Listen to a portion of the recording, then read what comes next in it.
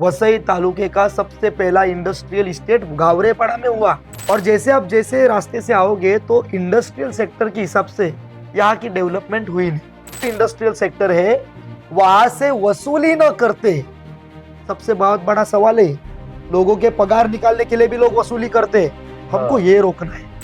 हमको इन रोजगार जो लोग मेहनत करते हैं, जो गरीब है, जो पूरा दिन रात मेहनत करके अपना पसीना ये करके पूरा बहाते हैं और इनसे ये लोग कमीशन खाते, इनको शर्म नहीं है। हमको ये सब रोक, गटर, रास्ता, पानी ये तो करना ही है।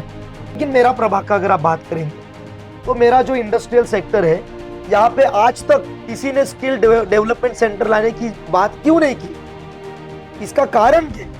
इनमें विजन ही नहीं था। मेरा और हमारे सारे टीम का ये सपना है कि ये इंडस्ट्रियल सेक्टर में एक स्किल डेवलपमेंट सेंटर हो, जहां पे जो इंडस्ट्रीज को जैसे स्किल वर्कर्स चाहिए उसको हम यहीं पे ट्रेन करेंगे और यहीं से उनको डिलीवर करेंगे। उम्मीदवारों से मिलने के क्रम में हम ये जानना चाहते हैं कि किन उम्मीदवारों के पास अपने वार्ड के रहवासियों के लिए, निवासियों के लिए और टैक्स पेयर्स के लिए उनके पास क्या है उनके खजाने में। हमारे साथ हैं Ganesh Balkrishna Patil, ward number 18, Bharatiya Janata party के अधिकृत उम्मीदवार। उन्हीं से बात करेंगे, सीधी बात करते हैं। गणेश जी, क्या प्लान है? आप कॉन्टेस्ट कर रहे हैं और कल डीसीएम भी आ रहे हैं, आप लोगों की तैयारियां भी देख रहे हैं, हम सुबह से देख रहे हैं, बहुत सारी चीजें हैं। तो जनता भी ये जानना चाह रही है कि इतनी धूम धड़ाके से जो आप लोग काम कर रहे हैं, तो उनको कुछ मिलने वाला है? क्या मिलने वाला है? सभी को नमस्कार करता हूँ। जैसे कि सवाल आपने पूछा है कि जो हमारा प्रभाग है, उस प्रभाग से हम अधिकृत उम्मीदवार हैं और कल को तो बहुत बड़ा दिन है। आदरणीय देवा बहु महाराष्ट्र के सीएम साहब वो वसई विरार में आने वाले हैं लोगों को संबोधन करने के लिए। आदरणीय सीएम साहब तो काफी सारी चीजें सभी को संबोधन करने वाले, लेकिन जब आप प्रभाग की बात करोगे तो आज बहुत सालों से हम देखते आ रहे हैं और आज प्रभाग की जो प्रचार करते हैं, जब तो प्रभाग का चर्चा और प्रचार करते समय हमने एक चीज देखा कि बहुत सारे महिलाएं घर बैठे कोई तितलियां बना रहे, कोई टिक्कियां बना रहे, सॉरी, और कोई अपने चप्पल का जो ये होता है, मतलब ऐसे बहुत सारे घरेलू जो काम होते हैं वो। अभी आप अगर गावरेपाड़ा, बिलालपाड़ा क्षेत्र देखोगे तो इट इज इंडस्ट्रियलिस्ट और इंडस्ट्रीज बहुत है। 1000 से ज्यादा इंडस्ट्रियल है। वसई तालुके का सबसे पहला इंडस्ट्रियल इस्टेट गावरेपाड़ा में हुआ। और जैसे आप जैसे रास्ते से आओगे तो इंडस्ट्रियल सेक्टर के हिसाब से यहाँ की डेवलपमेंट हुई नहीं। अभी जहाँ पे इंडस्ट्रीज है वहां पे लोगों को रोजगार तो मिलता ही है, और आज जो आपको ये वसाहत दिख रही है, इनका प्राइमरी अर्निंग है। ये पहला सबसे प्राथमिक इनकी जो जरूरत है वो अर्निंग है, पैसा कमाना। तो इसके तौर से ये लोग सारे यहाँ पे बस चुके हैं। और हालांकि जैसे कि मैंने बहुत महिलाओं को यहाँ पे देखा, तो उनको जब काम करते समय देखता हूं तो जो काम वो कर रहे, तो इसके मेडिएटर्स बहुत है। हाँ। कि मतलब एक जन आएगा, माल रखेगा, वो माल जो औरत है वो बनाएंगी। हमने काफी सारे देश घूमे, चाइना का एग्जांपल ले सकते हो, बिल्कुल। जैसे बचत गट बोल सकते हैं यहाँ पे, हाँ, महिला के लिए ऑपरेशंस जो भी होता है, तो यहाँ पे वो क्यों नहीं हो रहा? तो हालांकि जो महिलाएं हैं वहां पे जैसे चिप्स बनाई जाती है वो महिलाएं बनाती हो, लेकिन उसमें कोई मेडिएटर नहीं होता। हम यहाँ के लोगों को रोजगार देना चाहते हैं, जो स्वयं रोजगार हो। जो यहाँ पे घर पे बैठे महिलाएं मैं देखता हूँ जो काम करते हैं, लेकिन इसका कमीशन खाने वाले लोग बहुत है बीच में। हम ऐसे स्किल डेवलपमेंट करके ये महिलाओं को स्ट्रेट वो इंडस्ट्री से कैसे जोड़ सकते हैं, जहां पे 100 रुपए ये महिलाओं को और ये जो लोग मेहनत करते हैं उनको मिलना चाहिए, उनको 50-80 रुपया ना मिलके इनको 100 रुपया मैं कैसे दे सकता हूँ, इनको मैं रोजगार कैसे दे सकता हूँ। और सबसे महत्वपूर्ण बात, महानगर पालिका, महाराष्ट्र सरकार, केंद्र सरकार ने बहुत सारी योजनाएं लाई, लेकिन आज तक मैंने मेरे क्षेत्र में किसी भी व्यक्ति को वो योजना लेके आते समय किसी को देखा नहीं। महाराष्ट्राची लाडकी बहन योजना, जो लाडली बहन योजना है, वो महायुति सरकार ने इनके पास लाई, लेकिन महानगर पालिका की जो योजना है वो आज तक किसी महिलाओं में और आज तक घर में क्यों पहुंची नहीं, इसके लिए हम काम करेंगे।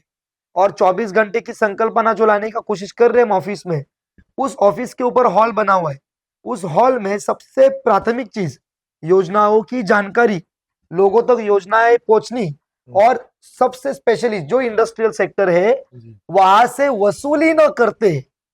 सबसे बहुत बड़ा सवाल है, लोगों के पगार निकालने के लिए भी लोग वसूली करते हैं। हमको हाँ। ये रोकना है। हमको इन रोजगार जो जो लोग मेहनत करते हैं, जो गरीब है, जो पूरा दिन रात मेहनत करके अपना पसीना ये करके पूरा बहाते हैं। बहाते हैं, और इनसे ये लोग कमीशन खाते हैं, इनको शर्म नहीं आती। हमको ये सब रोकना। We are educated people, we know labour act. Labour act के अनुसार उनको पगार मिल रहा है कि नहीं, उनका बेसिक जो है उनको मिल रहा है कि नहीं, ओवर टाइम कर रहे तो ओवर टाइम के अनुसार पैसा मिल रहा है कि नहीं, पीएफ बराबर कट रहा है कि नहीं, ये सारे चीजें यहाँ पे इस प्रभाग क्रमांक 18 के मेरे जनता को कैसे दिया जाएगा, इसके बारे में हम कोशिश करेंगे। ठीक है, आपने कई चीजें विजन पे लिया है, देखा है। और दूसरी एक चीज है, मैं जानना चाह रहा हूँ, अब तो आपने रोजगार की बात किया है, जो इंफ्रा है, इंफ्रा को लेकर कोई प्लानिंग है, या आप लोगों से बात करना चाहें इस मुद्दे पर? इंफ्रा की जब बात आती है तो मैं मेट्रो समाचार के माध्यम से एक चीजें सारे युवकों को बोलना चाहूँ, पूरे वसई विरार के युवकों को। अच्छा, okay. Basic necessities but obvious महानगरपालिका हैज टू डी, 100% द्यायचंच आहे ना, उनको देना ही है। हम्म, गटर, रास्ता, पानी, ये तो करना ही है। हम्म, लेकिन इसके परे हम क्या सोच रहे हैं? जैसे मैंने कहा, आदरणीय मंत्री महोदय, आदरणीय महाराष्ट्र के मुख्यमंत्री साहब इसके बारे में कल बोलना ही चाहेंगे, लेकिन हमको भी प्रशिक्षण दिया गया है। आदरणीय नरेंद्र मोदी जी की संस्कारों से, आदरणीय देवाभाऊ विजनरी नेतृत्व को देखकर वसई विरार शहर में इंफ्रास्ट्रक्चर के बारे में हम देख रहे हैं हमारे आमदार क्या कर रहे हैं। लेकिन मेरा प्रभाग का अगर आप बात करेंगे तो मेरा जो इंडस्ट्रियल सेक्टर है, यहाँ पे आज तक किसी ने स्किल डेवलपमेंट सेंटर लाने की बात क्यों नहीं की? इसका कारण क्या? इनमें विजन ही नहीं था। हम जैसे युवाओं को भारतीय जनता पार्टी ने मैदान में उतारे, किस लिए? इसीलिए उतारे। मेरा और हमारे सारे टीम का यह सपना है कि ये इंडस्ट्रियल सेक्टर में एक स्किल डेवलपमेंट सेंटर हो, जहां पे जो जो इंडस्ट्रीज को जैसे स्किल वर्कर्स चाहिए उसको हम यहीं पे ट्रेन करेंगे और यहीं से उनको डिलीवर करेंगे। इसका मतलब इनको मुंबई भी जाना नहीं पड़ेगा, इनका जो खर्चा है आने जाने का वो भी बचेगा, और ये यहीं पे रह के यहीं पे रोजगार करके अपने फैमिली को भी समय दे पाएंगे। तो ऐसा स्किल डेवलपमेंट सेंटर हमको लाना है। मेरे क्षेत्र में लाइब्रेरी नहीं आज तक बनी सेल्फ स्टडी के लिए, बड़ी दुविधा की चीज है। स्टूडेंट्स मुझसे सवाल पूछते हैं और मैं ऐसे स्टूडेंट्स के बारे में मुझे अभिमान है कि वो सवाल पूछ रहे। मैं उनको ये वादा दे रहा हूं, वादा, भारतीय जनता पार्टी महायुति इसके लिए कटिबद्ध रहेगी। स्पोर्ट्स कॉम्प्लेक्स की मांग हमने आदरणीय पालक मंत्री साहब को की है। हालांकि हमारे पास कोई पद नहीं है, क्योंकि भारतीय जनता पार्टी ने सीखा है तुमको काम करने के लिए पद की जरूरत नहीं होती, तुम एक कार्यकर्ता की ओर से भी काम कर सकते हो। और हम ऑलरेडी आदरणीय गणेश नाइक साहब को स्पोर्ट्स कॉम्प्लेक्स के बारे में उनको निवेदन दे चुके ग्राउंड के लिए। दूसरी बात, मैं जिस जिस क्षेत्र में अभी घूम रहा हूं, हर गली में जा रहा हूं, मुझे टैलेंट दिखाई दे रहा है। उस टैलेंट को आज तक यहाँ के लोक प्रतिनिधियों ने क्यों नहीं ढूंढा, ये मेरा सवाल है। हम इसके लिए एक अच्छा सॉफ्टवेयर बना रहे, जो स्टूडेंट्स का नाम आएगा उसमें उनका स्टैंडर्ड आएगा, 9th 10th 11th 12th 15th, जो भी डिग्री होल्डर्स है उनका डेटा लेके उनको हम कैसे मार्गदर्शन देंगे, उनको हम कैसे प्रशिक्षण देंगे, उसको करियर गाइडेंस कैसे देंगे, ये हमने सोच रखी है। जो भी स्पोर्ट्स में जो स्टूडेंट्स है, जो भी स्पोर्ट्स के विद्यार्थी है, जो खिलाड़ू है, उनको हम स्पॉट करके उनको हम दिशा देंगे, उनको मदद करेंगे। ब्लूप्रिंट ऐसी रची है ना जो कोई सोच नहीं सकते। और मेरा ओपन चैलेंज है, जो भी यहाँ पे लड़ाई कर रहे हैं ना, भारतीय जनता पार्टी और महायुति के सारे उम्मीदवार उनसे डिबेट के लिए बैठने के लिए कभी भी तैयार है, हम तैयार है। उन्होंने उनकी ब्लूप्रिंट रखनी है और हम हमारी ब्लूप्रिंट रखेंगे। हमारा प्रभाग एक आदर्श प्रभाग कैसे बनेगा, इसके लिए हम प्रयत्नशील हैं और रहेंगे। ये वार्ड वाकई में अगर देखा जाए, जब आप वसंत नगरी, ओवरशाइन, नालासोपारा पश्चिम, विरार पश्चिम, नायगांव पश्चिम, वसई पश्चिम में जब जाते हैं, तो उसको आदर्श प्रभाग बनाने के लिए अगर आप पहल करते हैं, तो काफी कुछ ऐसी चीजें हैं जो 5 सालों में तैयार की जा सकती है, क्योंकि बेसिक इम्यूनिटीज वहाँ पे हैं एटलीस्ट। उसमें थोड़ी इंप्रूवमेंट करेंगे तो चमक जाएगी। लेकिन जब यहाँ पे उसकी नींव ही नहीं पड़ी, फाउंडेशन ही नहीं पड़ी है, अभी तक दिख ही नहीं रहा, अभी तक अंडर डेवलपिंग ही चल रहा है, और डेवलपमेंट मतलब सिर्फ अवैध निर्माण हो रहे हैं, अभी भी कहीं ना कहीं कुछ ना कुछ दिख रहे हैं। तो अब वहां पे बड़ा चैलेंज होता है। और क्या आपको लगता है कि अगर जनता आपको साथ देती है, तो उस दिशा में आप परिणाम ला पाएंगे, आपको लगता है, समय फंड देखते हुए? देखिए, मैं आपको एक बात ये कहना चाहूंगा जी, कि आज के इस सिचुएशन को देखते हुए, जी। बारिश में जब पानी बढ़ता है तो हम गए वो वहां पे देखने, कमर हाँ, भर इस पानी बार में हम, आपका एक वीडियो भी वायरल हुआ। हाँ, हम गए। हम दो हम्म, चीजों के लिए, हमने केस स्टडी भी किया कि ये पानी क्यों आ रहा है, कैसे आ रहा है, कहाँ से आ रहा है। बेसिकली सबसे इंपॉर्टेंट चीज ये होती है कि टाउन प्लानिंग नाम की एक चीज होती है, उसमें स्लम डेवलपमेंट नाम की भी एक चीज होती है। तो हालांकि उसके और परे आप सोचोगे तो फ्लड मैनेजमेंट नाम की भी एक चीज होती है, इसका अभ्यास किया नहीं गया। प्राथमिक ओर से मैं ये कहना चाहूंगा मेरे सारे जनता को, मेरे सारे मतदारों को, कि हम प्राथमिकता ड्रेनेज कैसे प्रॉब्लम रिजॉल्व होगा उसके ऊपर हम ध्यान देंगे। क्यों? ड्रेनेज एक सबसे बड़ी समस्या है, इसलिए पानी भरता है, घरों में पानी जाता है, लोग बहुत बहुत परेशान हो जाते हैं बारिश में। हालांकि पोस्ट बारिश जो हुई उसमें भी लोग परेशान हो गए। तो प्राथमिकता हम ड्रेनेज की ओर काम करेंगे, लोगों को नल का पानी कैसे मिलेगा इसके बारे में काम करेंगे।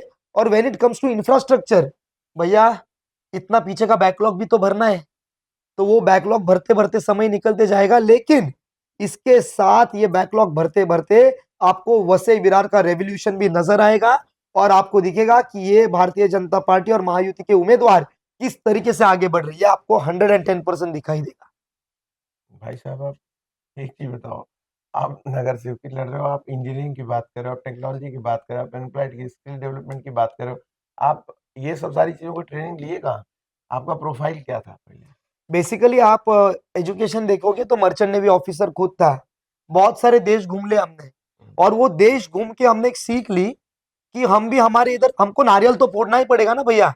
कोई किला रचने के लिए छत्रपति शिवाजी महाराज के मावलों ने पहले ईंट रची, तब जाके वो किला बंधा। ईंट रचने के लिए हमको पहले नारियल फोड़ना पड़ेगा, इसकी शुरुआत तो करनी पड़ेगी। हालांकि इस बारे में किसी ने बात ही नहीं कभी की। हमने बहुत सारों को निवेदन भी भेजा कि आए थोड़ा बैठे हमारे से चर्चा करें, but none of them are interested. क्यों? सभी लोग करप्शन के पीछे बिजी थे, सभी लोग कोई डबल मालिया बांध रहे हैं ना उसकी वसूली के पीछे बिजी थे। नल का कनेक्शन एक एफिलिएटेड डीडी थी, उसके परे ज्यादा पैसे लेके लोगों से पैसा छीन के उनके घर बांधने में बिजी थे। इसके लिए उनको इंफ्रास्ट्रक्चर की पढ़ाई नहीं थी। हम महाराष्ट्र निवडणूक, जो महाराष्ट्र महानगर पालिका अधिनियम है वो हम पढ़ रहे, एक नगर सेवक के कर्तव्य क्या होते हैं, उसको क्या काम करना है, वो हमने पढ़े। मैं आपको चैलेंज देता हूं, एक नगर सेवक दिखाओ जो महानगर पालिका अधिनियम के अनुसार लोगों की उन्होंने काम किया हो, मुझे तो नहीं दिखा। भैया एजुकेशन का अहंकार नहीं है, एजुकेशन का अहंकार कभी आने भी नहीं देंगे भगवान के आशीर्वाद से।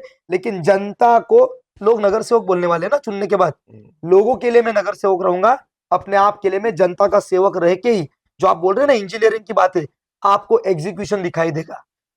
पेवर्स हमने 2 ब्रास पेवर्स निकालने बोले, क्यों? Because the engineering civil engineering was failed. उनको निकालने बोले 2 ब्रास पेवर, वहां पे आरसीसी करने बोला और बाद में पेवर्स लगाने बोले। ये हमारी शुरुआत थी और लोगों ने देखा आज क्या वहां पे रास्ता कैसे है। पुलिस स्टेशन के सामने आप पेवर देखिए।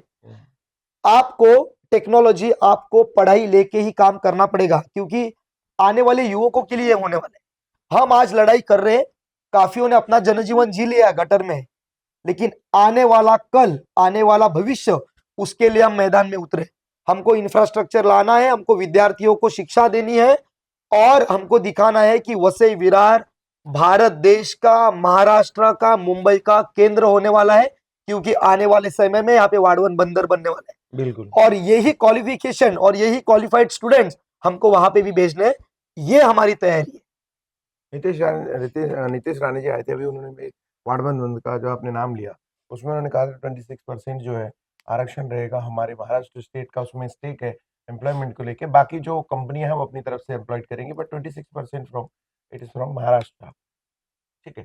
तो इसके अलावा आप जब आप ये तब तमाम सारी चीज़ों की बात करते हैं, तो मुझे एक चीज़ समझ में आता है कि जिस तरीके से सरकार के मतलब वर्तमान में अभी देवेंद्र फडणवीस जी कल आने वाले हैं, उन्होंने चर्चा के दौरान पिछली बार जब वो स्नेहादेवी पंडित के ऑफिस के ओपनिंग में आए थे, तो उन्होंने जाते-जाते ही एक शब्द कहा था कि सर्व कामावर लागा प्लस महापौर बसणार है। 100%, 100%। 100%। ठीक है, आपका कॉन्फिडेंस देख के बहुत अच्छा लगा। अब ये मतदाता भी सुन रहे हैं और आपकी बातों को भी सुन रहे हैं, पूरे इंटरव्यूज़ को। मुझे लगता है कि काफ़ी स्किल्ड लोग हैं, जैसे आपने कहा टैलेंटेड लोग हैं, तो वाक़ई में टैलेंटेड है, क्योंकि यहीं से लोग ट्रेन पकड़ के मुंबई चलाने के लिए जाते हैं। Yes, yes. और 18 घंटे ट्रैवल, मतलब ट्रैवलिंग इंक्लूडिंग ड्यूटी, 12 घंटे की ड्यूटी और लगभग 3 से 4 घंटे ट्रैवलिंग, तो 15-16 घंटे दिन का एवरेज उनका जाता ही है। अगर उनका ये 4 घंटा दिन का बच जाए, तो 4 घंटे की नींद उनको अच्छी मिल जाएगी और उनका क्वालिटी ऑफ लाइफ और फैमिली के साथ थोड़ा एसोसिएशन और अच्छा हो जाएगा। तो ये सारी चीज़ों को मद्देनज़र रखते हुए मैं ये सोच रहा हूँ कि आगे अगर जैसा आप कह रहे हैं कि सरकार अगर बनाती है यानी ये महायुद्ध यहाँ बैठता है, तो क्या ऐसा कुछ प्रपोजल भी है क्या कि आपको महापौर के आसपास या उस कमेटी में लिया जाएगा, ऐसा कुछ प्रपोजल मिला है क्या? देखिए, आपने ये जो बात छेड़ी है, ये तो हमारे कोई इसमें नहीं है, मतलब हमारे एडमिनिस्ट्रेशन में आता नहीं। हमारे आदरणीय वरिष्ठ ज्येष्ठ श्रेष्ठ इसमें समर्थ है कि ये महापौर किसको बिठाना है, किसको नहीं। हमको जो काम दिया गया है, हमारा